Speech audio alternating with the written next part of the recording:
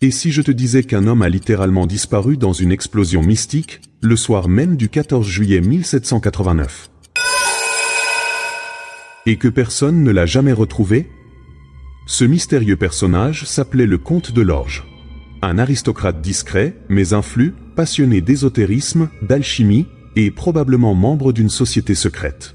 Il vivait à 2 pas de la Bastille, dans un hôtel particulier rempli de grimoires et d'étranges instruments scientifiques.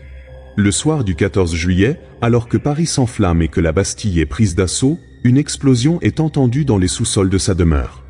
Les domestiques parlent d'une lueur verte et d'un symbole inconnu gravé dans le sol. Le lendemain, plus aucune trace du comte.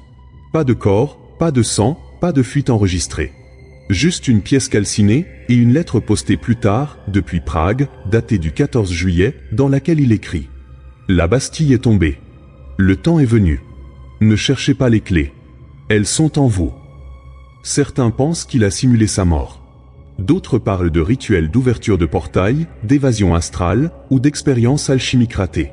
Honnêtement, il y a trop d'éléments bizarres pour que ce soit une simple fuite.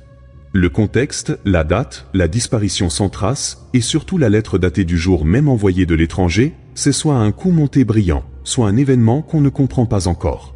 Peut-être que la prise de la Bastille n'a pas libéré que des prisonniers, mais aussi un secret bien plus ancien. Tu crois que le comte a fui grâce à un réseau secret? Qu'il a utilisé une technologie inconnue? Ou qu'il a réussi à traverser un autre plan de réalité? Dis-moi en commentaire ce que toi, tu en penses. Et si tu veux d'autres mystères occultes liés à des événements historiques, abonne-toi.